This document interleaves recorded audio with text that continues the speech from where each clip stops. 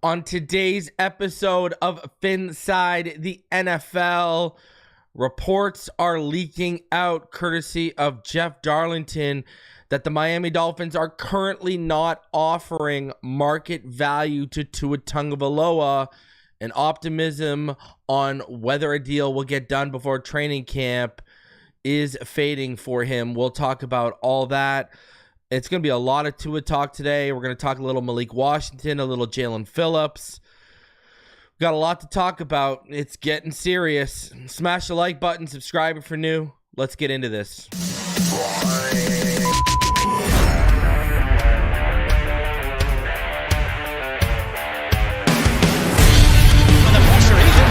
Loses the football. Touchdown! Got it! You have got to be kidding me. Jalen Waddle has a Dolphin touchdown. And he will score! Field down the near side, man open. Touchdown!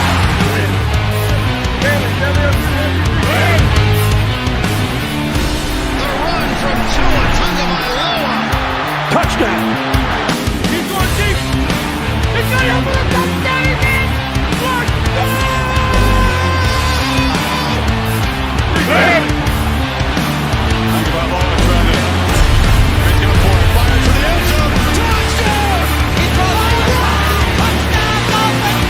Beautiful day to be a Dolphins fan. Let's go!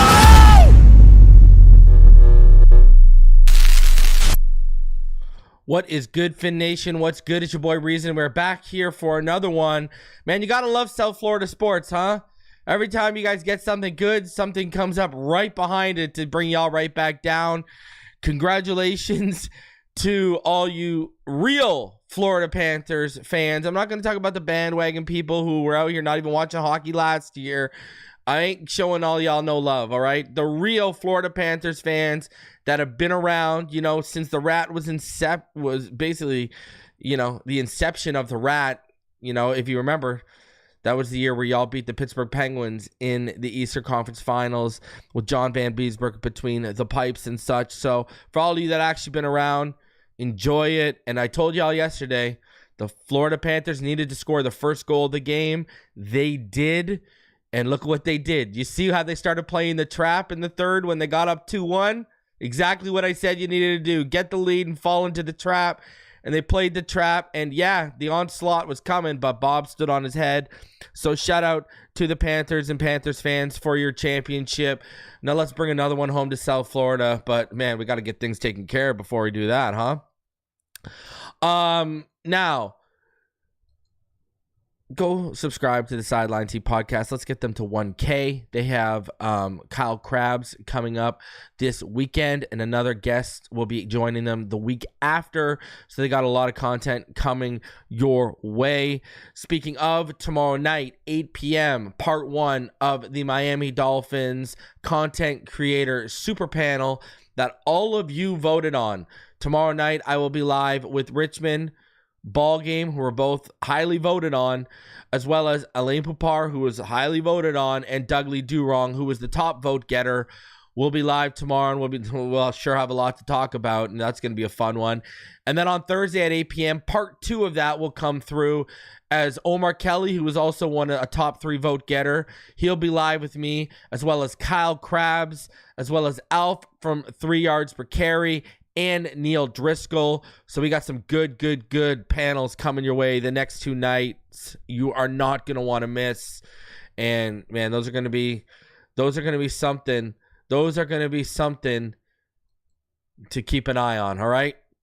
Already, we are just only strictly live on YouTube, and we already got 200 of you in the live chat. Smash the like button. Subscribe if you're new. Shout out to everyone who's already showing up in the chat. All right. I want to show y'all a bunch of love. I will in a second, but before we get into that, Knight says they're playing with fire. Let Tua walk and this fan base will explode. Why did Wilkins and Hunt walk? Just to lowball Tua. Grier is an embarrassment. Well, let me tell you this, my friend. You might be throwing mud and slinging mud the wrong way and at the wrong person. And we'll talk about that in a bit for sure. Don't worry.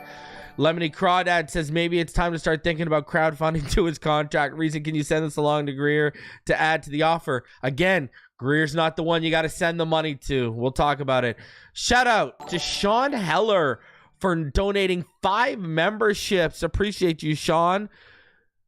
The benefactors of those memberships are SoFlo Soul, Rodney Williams, John Florino, Gregory Smith, Robbie Sahedo, and Josh Hart.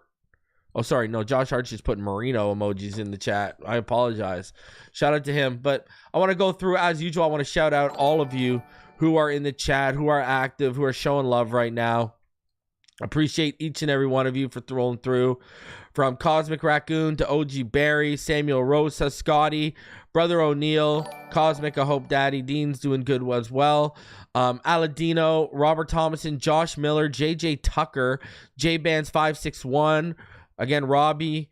Shout out to Brittany in the Sideline T podcast, the homie, the god of the mod squad, Rhino Sith, what's going on? Justin Regil, Mario Gonzalez, Big D, the Wayne D Experience, Pyro came out of his hole for this show, Jeff Premont, who else we got going on? John Featherland, Jason Stamps, William Samper, Sean Heller, Josh Hart, SoFlo Soul, John Florino, Rodney Williams, Ramon Casillas, sorry, I apologize. 99, Nick Queck, Al Kilpatrick, Scotty, 300 Egos. What's good? One of the, 300 Egos been around for a minute supporting the channel. Eminem. No, I don't think they're offering him under 50 mil. Tony Rizzi, Jackie Treehorn, Justin, Rogue Bosa, Finn's in the house. Shout out 1017 man, Justin Vanderberg, Michael. You got one of those names, Justin, eh?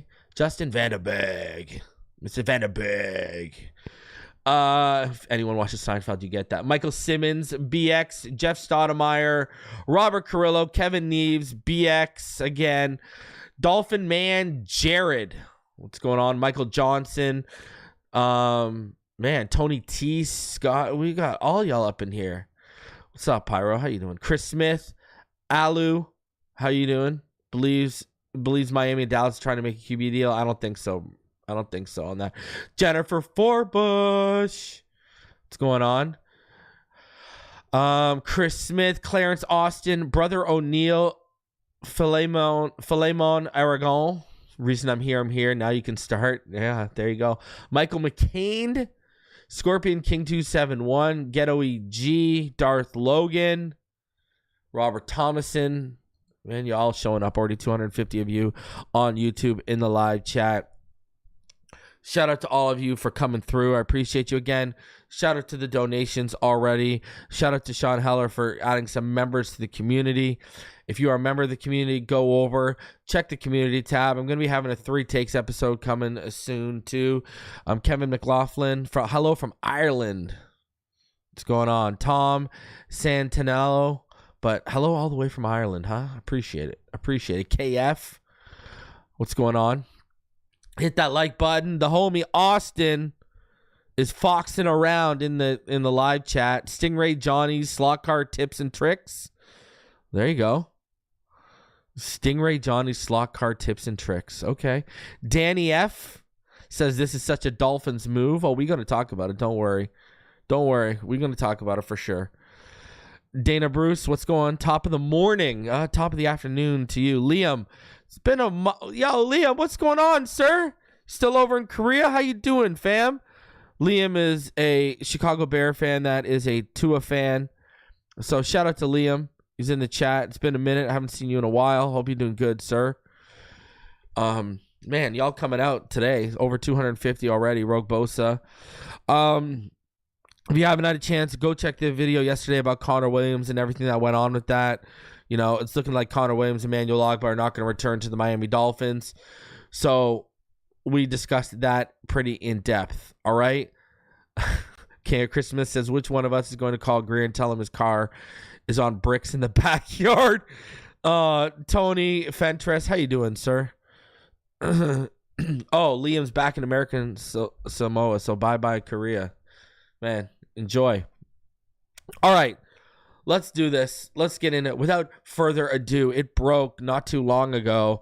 And what happened was Jeff Darlington. Now, remember, Jeff Darlington and Jeff, I'm going to give my thoughts on everything after I play you the clip. Jeff Darlington was out in front of a camera weeks ago telling everyone it was going to get done by mid-July. Just like Cameron Wolf has been steadily consistent saying this is going to get done before training camp. Now, the reason why I've said those two specific people to listen to over a lot of the media talking heads is because, as you know, Jeff Darlington connected to the South Florida media, as is Cam Wolf, and they're both connected to the Dolphins camp and to his camp. So that's where I was always about, you got to listen to what these guys are saying because they're plugged into the right people on this. That's why you got to listen to. So let's play what Jeff Darlington said because, my friends, it seems the tides are shifting and the winds are blowing in a different direction. So let me play this, and then you know what's coming after that. Reason gives his thoughts, so you're going to want to stick for that one. So this is what is going on right now. But right now, there's 5 words that are looming over this contract negotiation, and they're the words that came out of Tua's mouth. The market is the market. He said that after Jared Goff had signed his deal and before Trevor Lawrence signed his. The complicated part of this is the Dolphins could point at that Jared Goff deal and say, well, we're not the Detroit Lions. We're not making that decision. But when Trevor Lawrence then leapfrogs it, you've got a situation because right now, the Dolphins are not offering the contract that is the market value based on those other deals that were done. So if this gets there, it's just going to require more negotiations. And we're not to panic point just yet. I just think that my optimism earlier has to be slightly scaled back at this point, given all of those factors currently in play. Jeff, real quick, but so when you say the Dolphins right now aren't offering what the market of those other, are we talking Jared Goff, Trevor Lawrence type of market? Yes, that is the market. I don't want to get too far into the nuance of numbers because, quite frankly, I don't know them. But based on my conversations, they are not in the Jared Goff and Trevor Lawrence ballpark. And that, to me, speaks volumes about where the negotiations are right now. Again, though, keyword, negotiations. We all know. We've all been through them. We know that it can change in a minute. Okay, here's a few things. Now, number one, Chris Grier and Brandon Shore. I'm looking dead into your soul, Brandon Shore, because I know you sit there with Stephen Ross. I know you two create your budget. I've talked to people. I know you guys stick to your budget. I know y'all didn't plan for this market to explode this way to your budget, but I'm here to say F your budget. You have already watched the market get driven up because you've decided to sit on your hands. It's Christian Wilkins all over again. We were telling y'all to re-sign Christian Wilkins when the market for Christian was between 14 to 16 million. Y'all waited on your hands and the market exploded past 20 million the next year.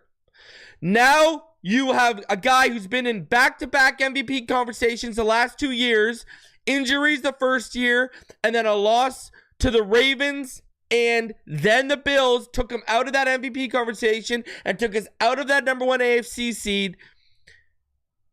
And he wasn't in it at the end.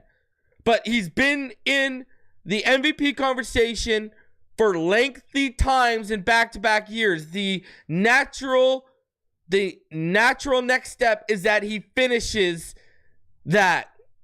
And he's one of the top 3 voted guys, or he outright wins it. All right, that's number one. The guy just came off. You asked him to stay healthy. He stayed healthy. And what did he do? He led the league in passing.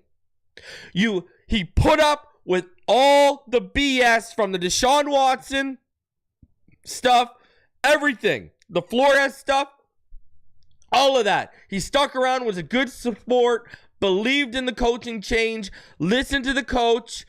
The coach built an offense tailored to him and his skill set, and we have a back-to-back seasons when he's playing.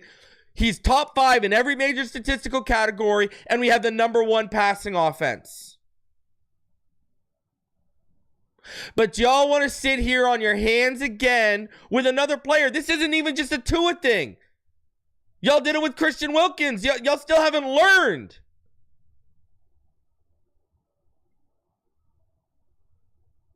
You could have had this done before Goff, and you wouldn't even be sitting here. I bet you they're around 50 million right now. I bet you that's where they're in and around. You let Goff come out and make his money, and people were like, okay, well, the resume, been to a Super Bowl, went to the NFC Championship with Detroit, okay, in and around there, okay. And that's when you heard Cam Wolf and all these people being a little bit more like, okay, it's in that range. But then you sat there and you let Trevor Lawrence come out and not on guaranteed money, on annual average, come and do what he did. A guy who's 12 to 15, 12 to 16 when you want to do your rankings, and you got a top 8 guy.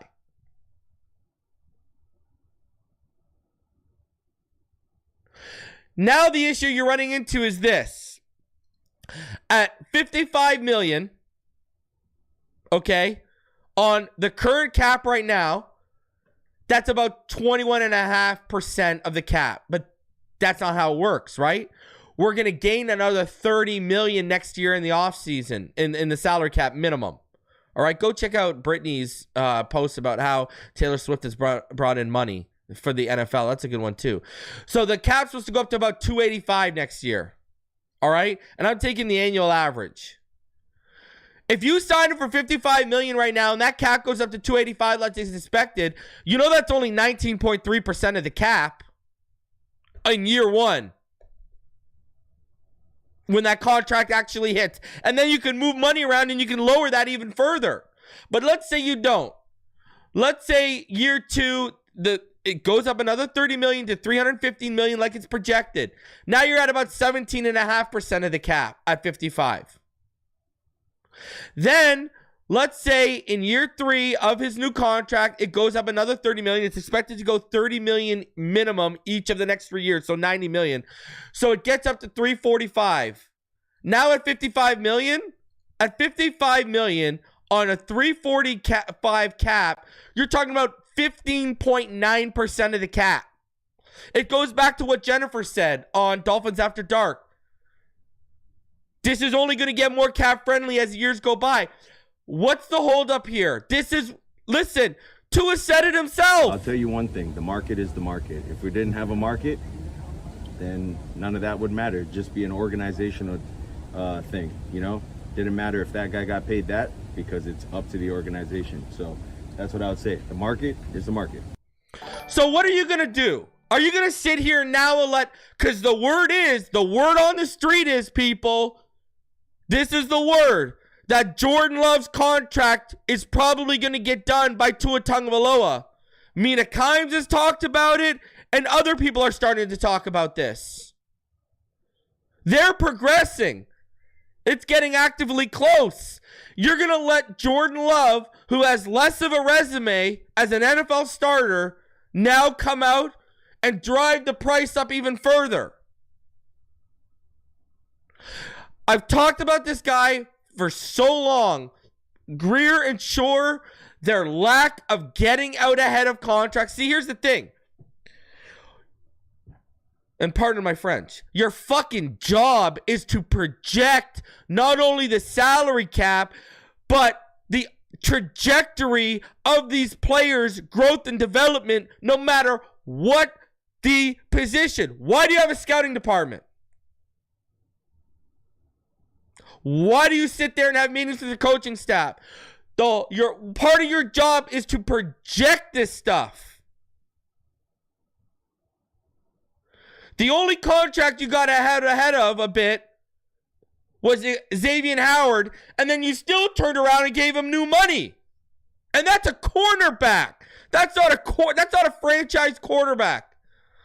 That's a cornerback. Y'all have been waiting over 25 years for this, and now you decide you're going to play hardball? And I swear to God, if we are the team that has decided, this market's getting crazy, we're going to stand your ground, what the hell do you think is going to happen next year? Don't listen to these idiots who don't know the position and don't know ball, who try to break down film and it's the biggest joke you've ever seen. You can't afford to go out and draft a rookie next year. You are in win now mode. You cannot afford the peaks and valleys of a rookie learning the game. Not everyone is CJ Stroud. And we're not going to be picking top 3. So what are you going to do? If you don't pay Tua, you're going to be forced to go back to the market and pay $60 million for Dak? A guy who doesn't have the winning percentage Tua does. A guy who has... Listen, him and Tua both played a win and get in game last December, and Tua's the one who won, not Dak. So I can sit here and say over the last 2 years, Dak has won less important games than Tua. We gonna pay him $60 million?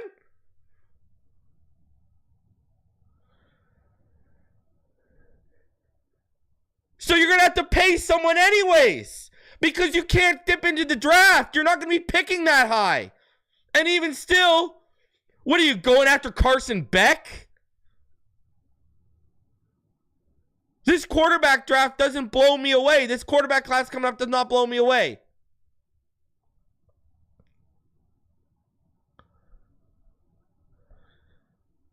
And I swear to God, if you guys are the ones taking this stand, it's dumb because you're going to end up paying anyways. We are literally in a position where Dan Orlovsky, I played the clip up here, okay? Dan Orlovsky said there's only 5 quarterbacks in the NFL he thinks that can run this offense as efficiently and as effectively as Tua Tagovailoa. Patrick Mahomes, guess what? You're not trading for Patrick Mahomes. Matt Stafford, who currently plays in a Shanahan offshoot system in LA. Guess what? I don't think McVay's trading him because they won a Super Bowl with him. He's retiring there. Brock Purdy plays in the Shanahan system right now with the 49ers. They're going to extend him. They're not going to trade him. And Brock Purdy does a lot of the things Tua does, but Tua is a little bit more elite in those intangible areas, and I guarantee you they're going to pay him. And no one's going to talk about how well built that roster is around him. That roster is arguably deeper than ours around him. CJ Stroud is the other one he named. Guess what? They ain't trading CJ Stroud in Houston. Joe Burrow, who plays in the McVay Shanahan offshoot under Zach Taylor. Guess what? They're not trading Joe Burrow. So the 5 guys that can run this system to the same level Tua can are all unattainable. So what's the plan? We are in win now mode. We are not in go draft a rookie, roll the dice, and see how it works.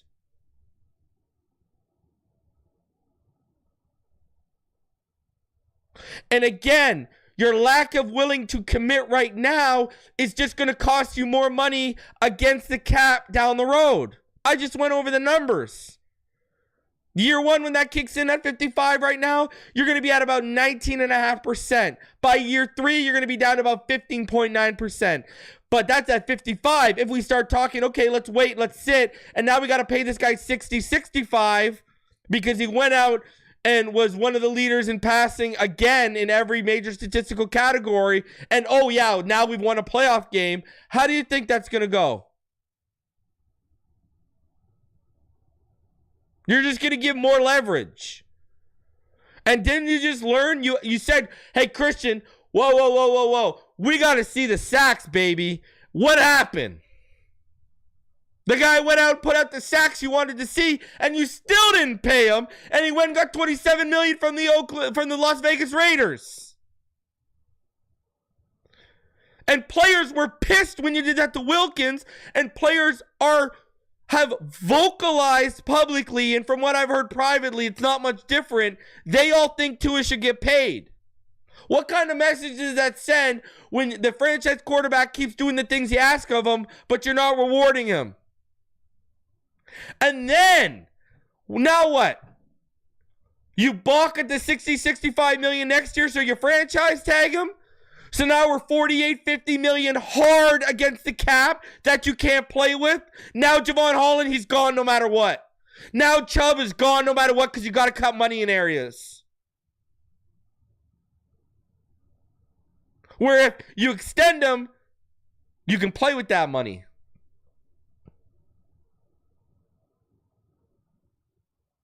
Now, could this be a ploy by Athletes First to try to get the wheels in motion? Maybe. I know Cam Wolf a couple weeks ago, I played the clip up here. He reported they were in the Jared Goff territory. Has the Trevor Lawrence deal changed things?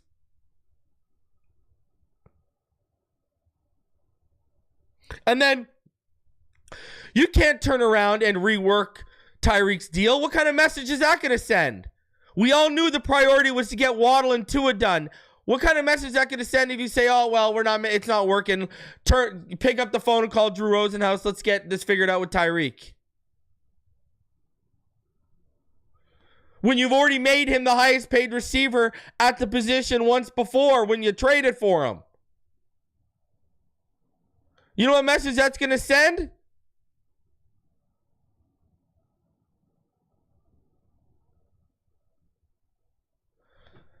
It's just, and this is not a Tua thing.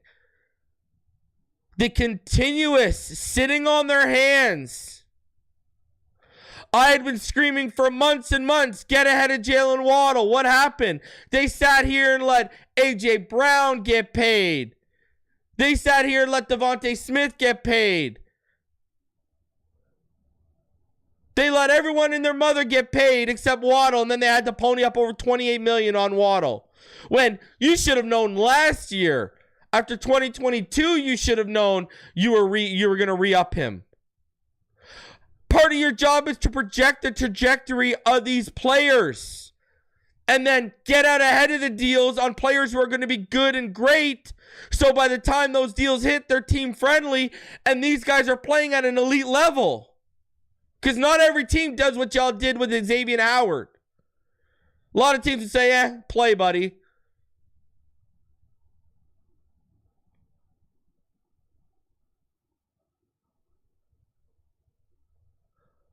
It don't matter about Waddle's agent either, because Waddle didn't reset the market. He didn't even come close. It was like $3 or $4 million off.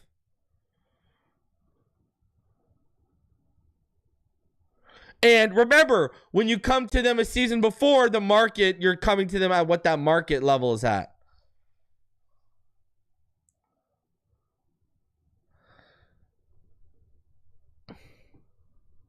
Like these guys, other than the only contract I can sit here and name we won on was Zach Sealer. That's literally the only contract I can sit here and say unanimously we won on. What other contract I'm going to say we won on? We're paying Tyreek Hill for his services. Terron Armstead, if he was healthy, we would have won on it. But he hasn't played full seasons. Austin Jackson, can you really call that a win? It's not like he's elite. Not like he's top end. No one sit here and says Austin Jackson's the top 5 or top 10 right tackle. Now, you want to say top 20, people will have that conversation with you.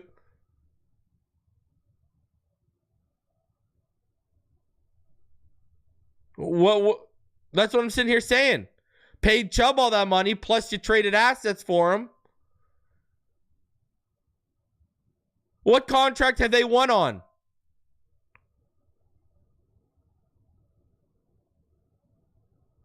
We won on Poyer, Fuller, Campbell, and Jonnu.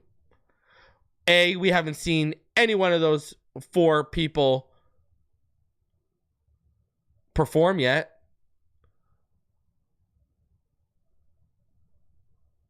And I'm talking about homegrown talent here, if you haven't noticed.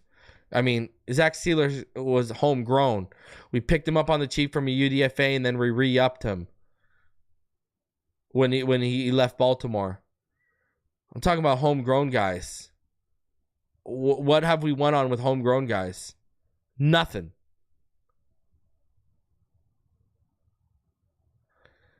And like Sidelines, he says in the comments, and they came here on the cheap because they think we can win a Super Bowl. those veterans we just named.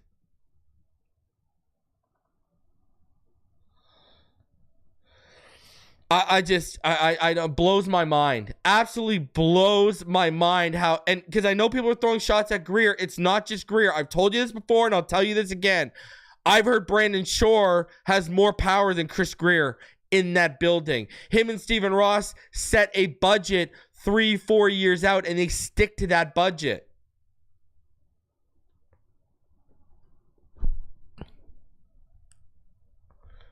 +20 years we've been waiting for a franchise quarterback. First Pro Bowl Dolphin quarterback since 1995, and now we want to play reindeer games with him. And here's the thing. You could have got this done before Goff, and we wouldn't even be worrying about paying 55 or 53. This is again on you. And now you're going to let Jordan Love get re-upped before Tua again and drive the price back up. Because that's going to give Tua even more ammo. All because y'all are taking your sweet ass time. I mean, they're their own worst enemy. And for what? To save a couple mil?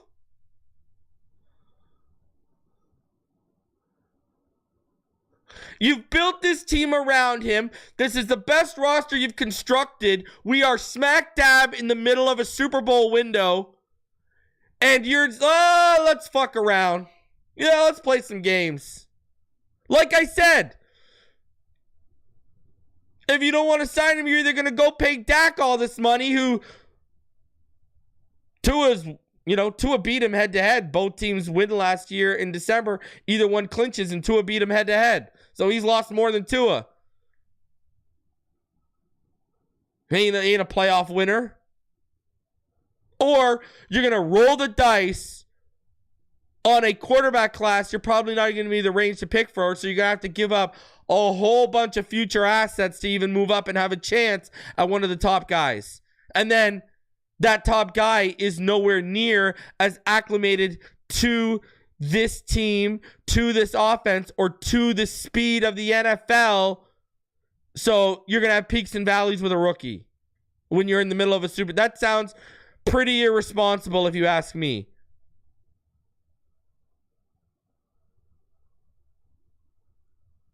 I do not see the point in this. Because the next step in the evolution is he finishes the job that he started the last 2 years and he wins the freaking MVP and a playoff game, and then what? Oh, now it's okay to pay him $65 million? Now you've driven up the price even more. And instead at $55 million and that contract kicking in with about a 19.5%, taking up 19.5% of the cap, at $65 million, he'd be taking up almost 23% of the cap.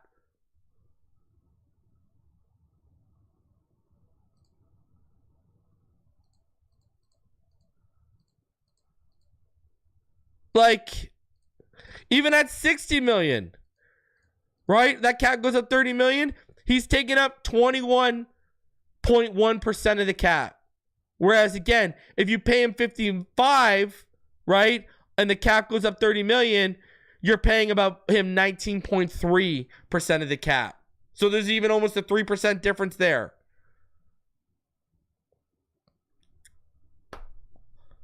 And then it's just going to go down. And by year 3, you're paying him, that $55 million is about 15.9% of the cap. Whereas $65 million by year 3, right? When it's at about $345 million, you're paying about just under 19% of the cap. So there again, 3-4% difference.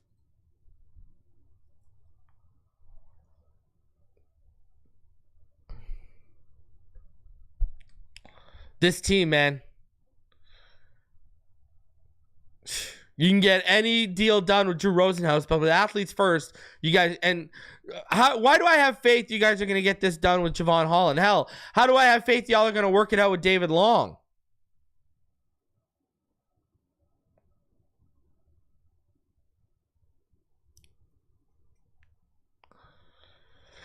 Now, Ryan Clark and Dan Orlovsky, after the fact, started to debate the quarterback market. I'll play the clip.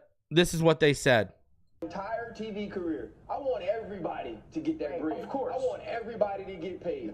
But at some point I said, when a quarterback was the next guy up, and he said, the market is the market, one of those teams got to say, but you ain't the market. Right. You know what I'm saying? At some point we got to say, we can't keep making the next guy the guy. Just because his contract is up. We're going to make you really rich. You're going to be richer than you've ever dreamed. There's an amount of money that you have earned. But just because you feel like you're the next guy, it doesn't mean we got to pay you like Joe Burrow. Right. It doesn't mean we have to pay you like Jared Goff. Yeah. And that's okay. If I'm the agent, I don't go for it. If I'm the player, I don't go for it. But at some point, a team has to not go for it. Totally agree.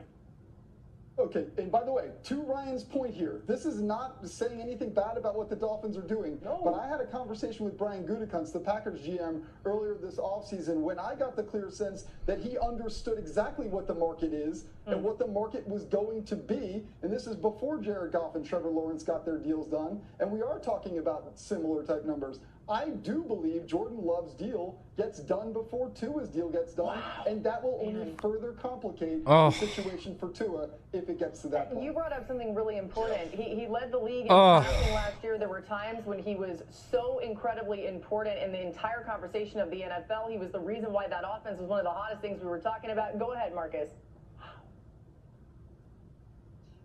To Jeff's point, and it's what RC just said. Jeff, do you remember we sat on here earlier this year and I told you it was about the price and not the contract? Yeah. It was about the price and not negotiation. We all know they want to sign him, but how much do you think Tua changes your picture as opposed to something that you may be able to move on from and still be able to create what you've created in Miami?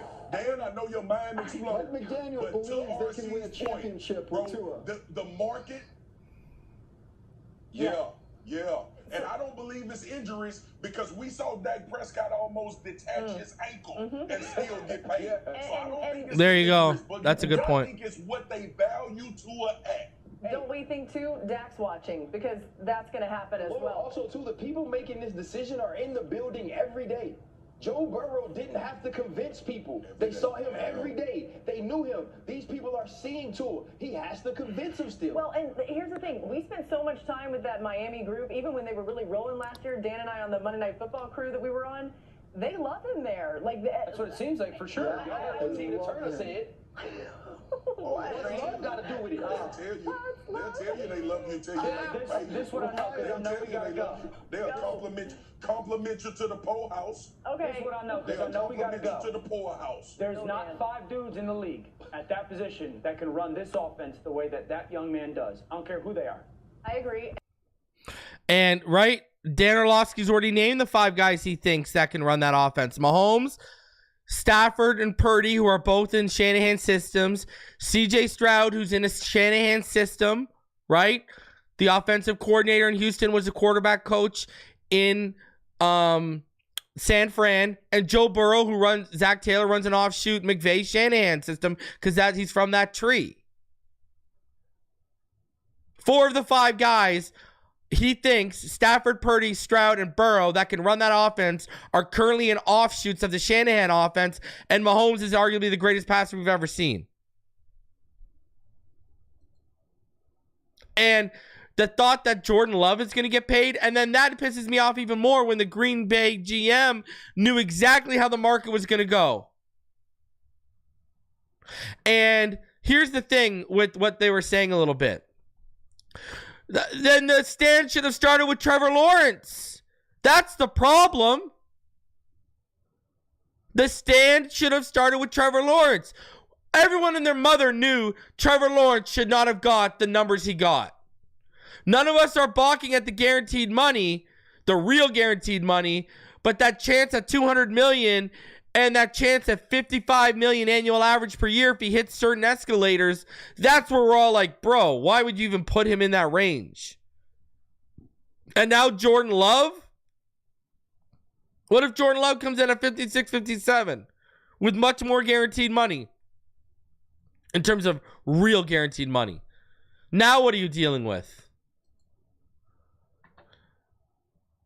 And Lo-Fi Anime says 69.5%, 4,516 yards, 36 touchdowns, 9 TDs, 9 interceptions. 105.9 QBR. That was Dak last year.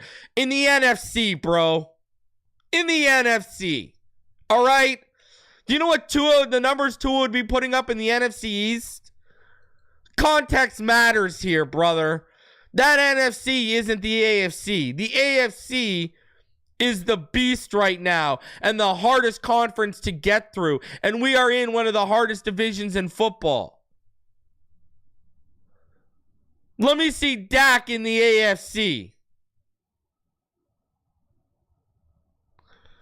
You know what I'm saying?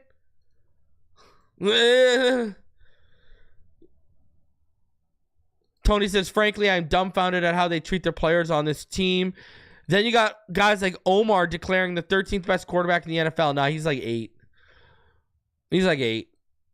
And I don't know, man. I hope I'm wrong, but it feels like we are blowing it with Tua. God, I hope so. And here's, Tony, what I'm dumbfounded about. Specifically with Tua. They've had a chance to kill so many narratives that have been out in the media. Go back to, the Flores era, right? They could kill so many narratives about, the other quarterbacks. They could have shown their loyalty. I mean, they ended up in the end showing their loyalty, but they could have shown they were standing in solidarity behind Tua a lot more times, and they chose not to when Flores was around. Now you got this going on. And here's the worst thing about it. They look like they got egg on their face right now, right? Because every time Grier has been out in front of a camera since this offseason started, he's consistently reiterated the fact that we want to pay Tua, we want to keep him long term here, blah, blah, blah, blah, blah. So then what's the holdup?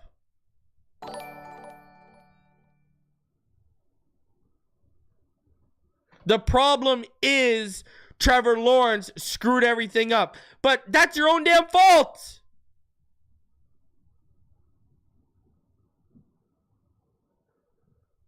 You should have tried to get this done before Goff's money hit. And as soon as Goff's money hit, you should have been to the table and said, let's get this done before Lawrence or Dak or Love or any of these guys get extended, because it's just going to drive it up.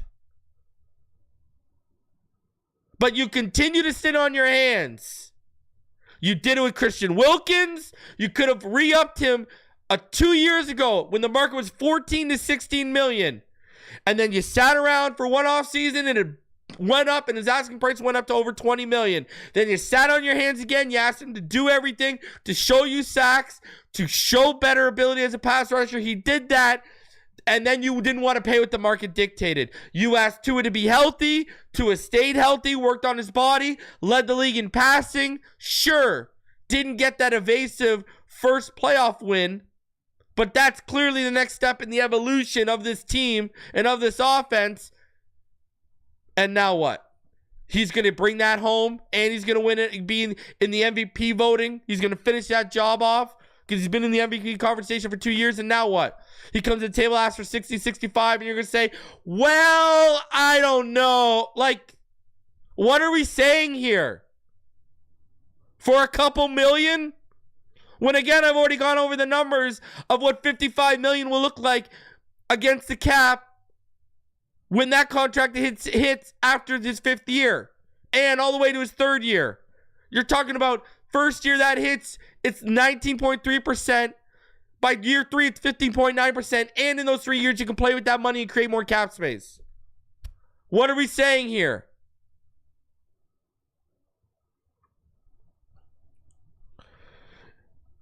And you brought in OBJ. You brought in Jonnu Smith. You drafted Jalen Wright.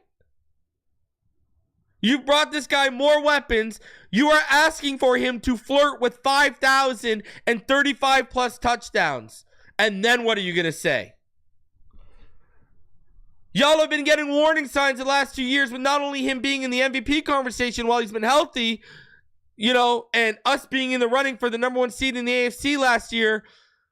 But the other warning signs have been how many single season or how many single game records of Dan Marino have fallen by the wayside to Tua Tagovailoa.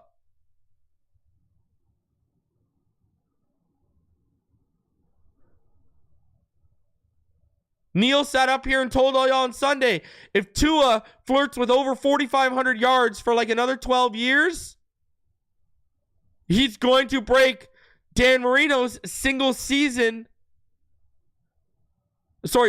franchise record for passing yards.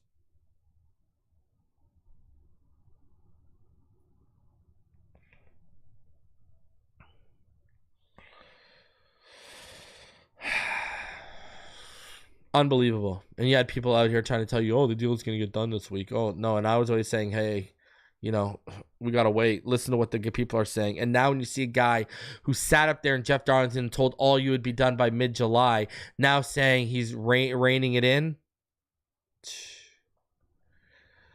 Now, this is what Speak First, they talked about the deal. Now, as usual, I've layered the audio over screenshots so we don't get demonetized, but this is what Speak First said, and they talked about the whole Tua situation. Shady, McCoy, Emmanuel, Acho, all the guys over there. So answer me the question first. Does Tua have all the power in these negotiations that could change the dynamics of the NFL? Because when you look at Tua in comparison to Trevor, because Trevor's a benchmark. So truth be told, and Shady knows best as it comes to contract negotiations and making money, you go in and you say, who's the highest? Yeah. And then can I clear him? And when Tua Tagovailoa, and I'll show y'all on a full screen so y'all can see the numbers, when Tua walks into negotiations and says, wait a second, Trevor Lawrence is 20-30, I'm 30-20. Trevor Lawrence has a 64% completion percentage. I got a 67. Trevor 58-39. I'm 81-37 touchdown interceptions, and passer rating gets laughable. Trevor got 55. I want 60. Because you can also say track records. Trevor Lawrence was a number one overall pick. Tua Tagovailoa was going to be a number one overall pick if not for his injury. Trevor Lawrence won a national championship. Tua won a national championship. At college, they were similar. In the league, it's like, look, it's not like I've been a different dude and I just got good. Tua's been good, and he's continued to stay good. Dave, that's why I think he has all the power, because all you got to do is jump the person who just set the bar. Trev just set the bar, and Shady, that's an easy bar for Tua to jump. Before I answer this question, I want to ask Dave here, because you're a smart guy from Dallas. You said something about right now you think Tua probably has a better resume than Trevor Lawrence. I just want to ask you, what type of resume you think Trevor Lawrence has?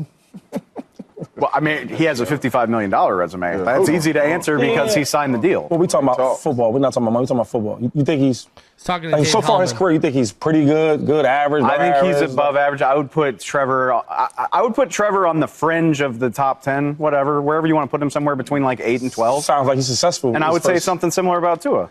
Okay. Well, I don't think they're close. I think Tua's a lot better than Trevor Lawrence. That's Shady McCoy. I definitely don't, for the record, but that's, hey. We'll get there. We'll get there. Guys, stay on track, Shady. Stay on track, 2-5. Stay on I don't know track. what the hell he's ever done to do all this. I'll talk to him, Jay. Now that Trevor Lawrence, who's above average at best, this is got Shady paid McCoy. 55 a year? 55 a year.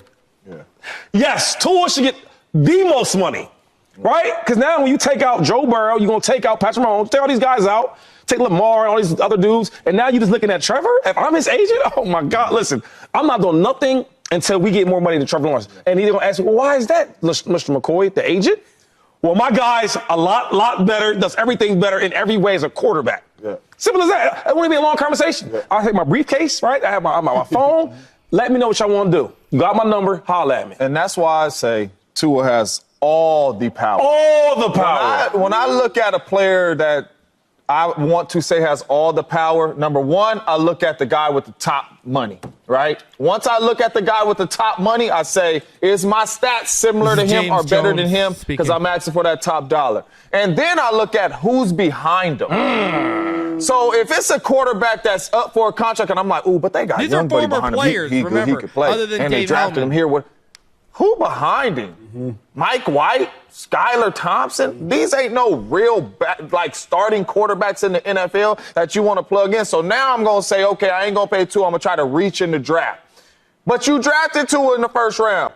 Tua has all the power, all the leverage in this situation. Nobody behind him. Better than the guy that just got the most money per year, tied with Joe Burrow, in Trevor Lawrence. He has every bit of the power. There's no way the Dolphins get out of this without paying him all that money. I always like to, even in business, right, with my real estate stuff, I always like to relate everything to football because I know that best. Yes, sir. So on my second deal, I said, yo, when we come up there, we want to be the top paid. Well, Shady McCoy, Adrian Peterson's the top 8. What? Okay, who number 2? Foster. I'm getting him because I know I wasn't better than Adrian Peterson. Right? The stuff he's already done and the way he played, I knew that already, and I understood that. Drew Rosenhaus, he knew that. He tried for a little bit, but we understood that. But Foster, I got to get him, and I jumped him. So if I'm Tua's agent and we just really talking numbers, we ain't even talking about this like play. Tua versus Trevor Lawrence? Stop playing with me, man. Give me my money and more. Let me ask the receiver on the desk. Are you comfortable with Tua being the highest paid quarterback in football, given what the highest paid quarterbacks in football have accomplished? Knowing what wide receiver play is like, are you comfortable with that? Or are you like, yo, we can replace Tua? Like, if Tua leaves, like, we good. We'll find something. It's one thing Tua's special at, and that's accuracy and throwing the ball. As a receiver, that's all you want is a quarterback that's accurate and going to get the ball out of his hand on time, because that makes my job easier. That's why everybody be beating me up all the time when I say, man, I would want to play with Joe Burrow over Lamar Jackson or, whoever, a really good thrower over a really good runner, because I got to do my job. Tua is special at throwing this ball, and he's really, really accurate. So, no, give him his money, because I know if you give him his money, I'm a ball. And the faster you do it, they already didn't beat Trevor. They could still beat Jordan Love. They could beat Jordan Love. They could beat Dak Prescott. Like, that's the thing about making a guy the highest paid. He won't be in a matter of weeks or months. Yeah. It's always worth keeping in mind. Tua could beat Trevor tomorrow. He should beat Trevor. And fine, I'm not arguing with you. He could, and by training camp, he'll be number 2 or number 3. I got a question for you, Dave. Yeah. Because you're saying he don't have all the leverage because these tags and all that funny. Technically true. That's what all if I'm Tua saying. surprised everybody and said, I ain't coming for training camp the day they supposed to report for training camp? What the Dolphins doing? The Dolphins are trusting that when the season... Who got the leverage now? Mike White. I'm just saying all the leverage goes to the Dolphins. You have no backup plan. If Jordan Love, surprise, I ain't coming for training, they in trouble. Yeah. And I just feel like, man, like, even just going to that extent, we don't have to do that. Like, if I'm the agent, I want you to understand what I'm saying. If I'm the agent, I'm coming in there, I have a picture of Trevor Lawrence in my briefcase, right? What's the other dude? Minshew, and then Mac Jones, right? I'm gonna have all these 3 pictures right here. They're like, what the hell are you doing? Yeah, they all got the same numbers. But this guy right here, he has 250, what is it? Yeah. 270 something million. Yeah, right. 270. Yeah. So what y'all want to do? Because I got Tua. You know what I'm saying? I would be willing to bet that is exactly what they are doing. Trevor Lawrence. I mean, are they wrong? All the players were basically saying, all the players agree that Tua is better than Trevor Lawrence. All the players. Diane Orlovsky will say that. Those guys are saying it. I mean, it's pretty much renowned and it's pretty much known. Trevor Lawrence has screwed up this whole situation. And because of the Dolphins' lack of getting out ahead of the contract, now it's hurt them. That's what we've run into now. And like they said, Jordan Love and Dak Prescott are going to get paid. This guy's not going to be the top annual average for very long. Now, clearly, I do not think, going back here a bit, I do not think Jeff Darlington was talking about, I don't know if he was talking about guaranteed money. Now, I would think guaranteed money and the structure is the deal. It's where the problem is. Now, if he is talking about like fully guaranteed money, right? Okay, so, you look at a guy like Trevor Lawrence, right? Trevor Lawrence has $200 million guaranteed, but only $142 million of that are guaranteed. If you look at Jared Goff, $170 million is guaranteed for him. So that's quite a big, pay gap from 142 to 170. That's like, that's like $28 million. So what? Are they offering him $53 million annual average, but only offering him $138 million in guaranteed? I don't know. But we all know at the end of the day, it's the guaranteed money that matters to these guys. Not so much the annual average. So if he's talking about annual average, Trevor Lawrence is 55. Goff is 53. If he's talking about guaranteed money, the fully guaranteed for Trevor Lawrence is 142, and the fully guaranteed for Jared Goff, I believe, is around $170 million. Actually, sorry, I apologize. It's $113.6 million. Of that, 170 is actually fully guaranteed.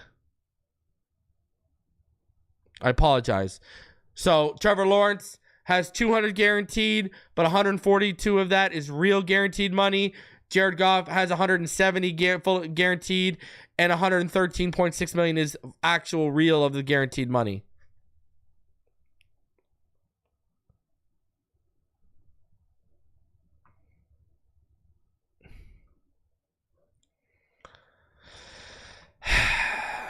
Sitting on your hands and knees.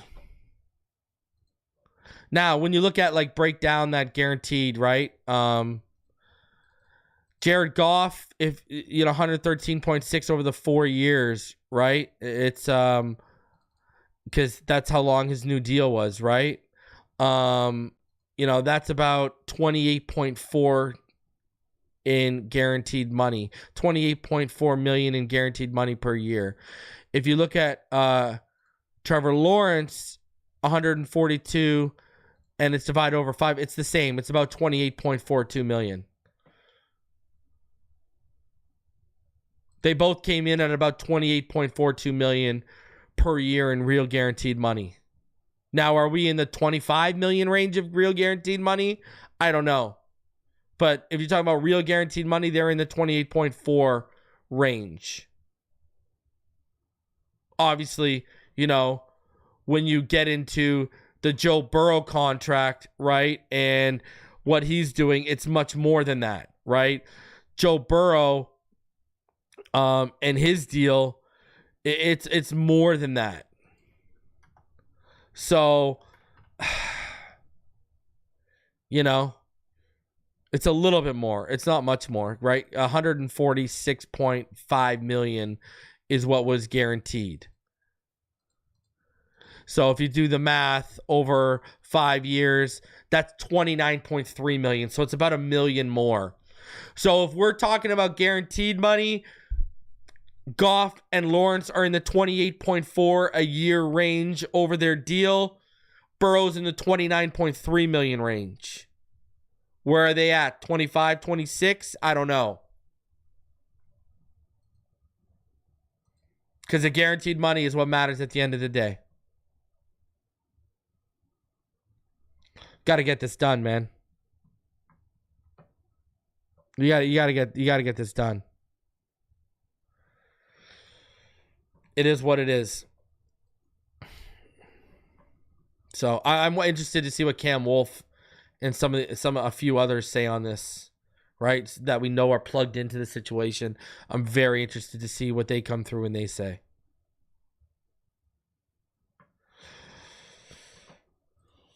And, when you break it down, when you get into it, you run into problems like OBJ. There's this article that came out on SB Nation, and they said Odell Beckham Jr. is exactly what Tagovailoa needed for the Dolphins offense. Now in the twilight of his career, OBJ joins the Miami Dolphins, a franchise desperate to win their first playoff game since 2000. Is Beckham the missing piece for Miami's offense? Probably not, but he can still be very good for them. Beckham is no longer an offense's North Star, one to shoulder the load of an offense. He hasn't been for some time now. That's not to say he won't help a Dolphins offense brimming with talent that finished second in the NFL in points in 2023. His skill set fits their high-flying attack, and he proved last season with the Baltimore Ravens he can contribute. The ability to create separation is still Beckham's hallmark. His agility remains a staple of the game, complementing his route running. He brings dynamic cuts in his breaks that will shake defenders and find him in the open field. His one-step slant continues to gash cornerbacks and the speed to take it the distance. Beckham finished 2023 with 35 receptions for 565 yards and 3 touchdowns. He also drew repeated defensive pass interference flags due to an outmaneuvering defensive defensive backs, forcing them to clutch his jersey and impede him with the ball in the air. He remains an artisan in route running. Beckham won't be the figurehead of the Dolphins offense. That goes to Tyreek Hill, who's shattering defenses in ways no other can. But as a complementary piece beside Hill and Jalen Waddle, he'll bust single coverage cornerbacks. In space or in the red zone, Beckham's lethal in single coverage. Against the Seahawks in November, Beckham carved up Tyreek Woolen with ease and gifted Ravens backup quarterback Tyler Huntley an easy floater to the back corner. Defenses will struggle to contain the trio of Hill, Waddle, and Beckham, and that's not including tight end Durham Smythe or Jonnu Smith. I can't believe they didn't mention it. Or the Dolphins' 1-2 punch running back tandem of Raheem Mostert and Devin Achane. Don't forget Jalen Wright. And as always, Beckham brings pizzazz. He brings arguably the widest catch radius in the NFL. He brings highlights and wizardry. Beckham has playmaking left in the tank. His drop-off, if you want to call it that, still has him as a viable receiving threat.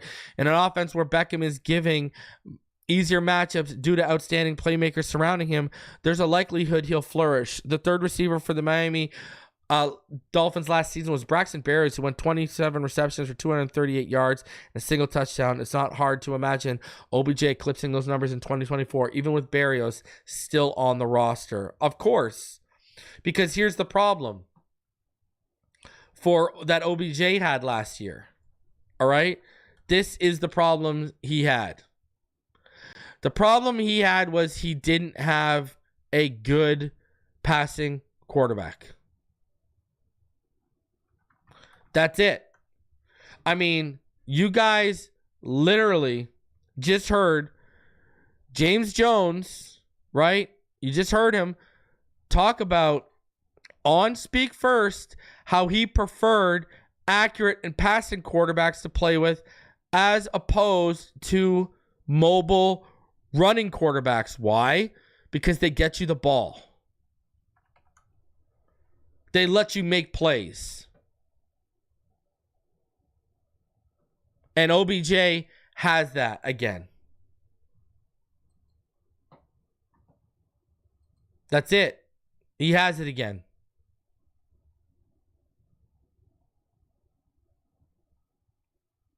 That's literally where we're at.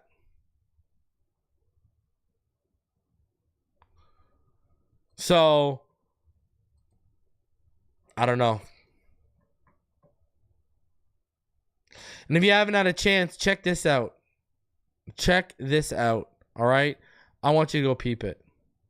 I want you to go peep it. Look at Jaelan Phillips, people.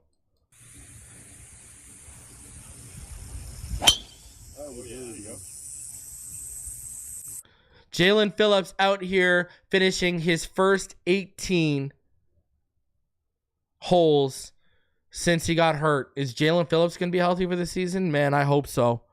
That is some positive news for Jaelan Phillips, man. Hopefully, because the one thing I've heard consistently is Bradley Chubb is the one that probably won't be ready for September. But I've heard, all offseason, and I've reported all offseason that this is in fact, this is in fact a real possibility that Jaelan Phillips is good to go week 1. So let's go, Jaelan. Let's go. And Bleacher Report, they listed Malik Washington as an overlooked addition of the 2024 NFL offseason. The Miami Dolphins are expected to once again field one of the league's most explosive offenses in 2024. They still employ speedy playmakers like Tyreek Hill, Jalen Waddle, Raheem Mostert, and Devin Achane, and they added OBJ in free agency. Given the top-end talent on Miami's depth chart, it was easy to overlook the addition of 6th-round wide receiver Malik Washington. However, the Virginia product could quickly become a key contributor in Mike McDaniel's offense as a rookie. Washington is on the smaller side at 5'8" and 191 pounds. He also lacks elite top-end speed. However, he's a physical receiver with tremendous initial burst who can create chunk chunk plays even if he isn't stretching the field. I mean, he ran a 4.47, but if you watch him on film, he runs a little faster than that 4.47. Explosiveness is the name of the game for Washington. A short, thick receiver, Washington shows outstanding bursts with the ball in his hands. He's lethal on screens and other simple yards after the catch routes like flat routes and shallow crossers. Washington does have enough speed to create plays downfield. However, his initial value in Miami may come as a separator on underneath routes, while playmakers like Hill, Waddle, and Beckham command attention deep, which is true. This is why I've been telling y'all I think he's going to eat. It's a role that could make Miami's passing game virtually indefensible at every level. 25 wide receivers came off the board before Miami selected Washington 184th overall. Shouldn't come as a surprise if he's more impactful as a rookie than many of the wideouts selected ahead of him. And what have I been saying? I've literally been saying this. I said it before we added OBJ, and I said it after we added OBJ. He is going to ball this year. That's literally what I said. He is going to ball. That's all there is to it. I've said that all time. Malik Washington, I've told all y'all to not overlook him and he's going to eat. Waddle and Tyreek are only on the field about 40% of the time together last year. What does that tell you? OBJ is going to see plenty of time with Tyreek and Waddle. Who's going to be coming out of the slot? That boy Malik. You watch. You watch. That boy Malik. He's going to do it. Guys, tomorrow night I'm going to be live with Alain Poupar, Richmond Webb, Mr. Ballgame, and Dudley Do-Wrong for part 1 of the Miami Dolphins content creator super panel. On night 2, Thursday at 8 p.m., I will be live with Neil Driscoll, Kyle Krabs, Omar Kelly, and Alf Artiega from 3 Yards Per Carry. Man, we got some great shows on point for you. Obviously, you guys voted Big O on. Me and him are going to have a one-on-one show. Scotty says EMTD said he turned down Recent Debate because he has transcended in popularity. That's not what he told me in the DMs. And on top of that, transcended in popularity, check the view count. That ain't what it is right now, brother. And I know no one tunes into the Bleacher Report stuff, and the people that do rip him in the chat. So I don't know what he's transcended, but he ain't transcended me, that's for sure. Check the views, baby. All right. So I don't know what he's smoking or what he's on, but you know, hey, delusion's a hell of a drug, right? So I'm going to have these content creator panels coming for you, and then obviously on Sunday. I don't know. I know Britt's out of town, so I don't know what the deal for Dolphins After Dark is. It might be me, Neil, and Jennifer. We'll see how that goes. Or it might be me, Anthony, and Jennifer. We'll see how that goes.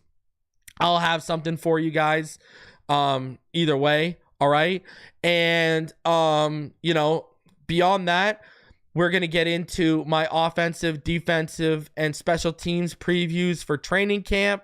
We're going to have a lot of training camp coverage because we're about to get into July.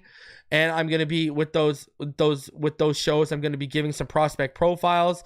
I usually do them in June, but I've just pushed them back to July for you guys before we get to training camp. Hopefully through that period, we get some more clarity and we get a deal hammered out between the Miami Dolphins and Tua Tagovailoa so they can move on to guys like David Long, Javon Holland, et cetera, et cetera. Man, we have over 450 of you in the room. We had over 520 of you in the chat at one point today.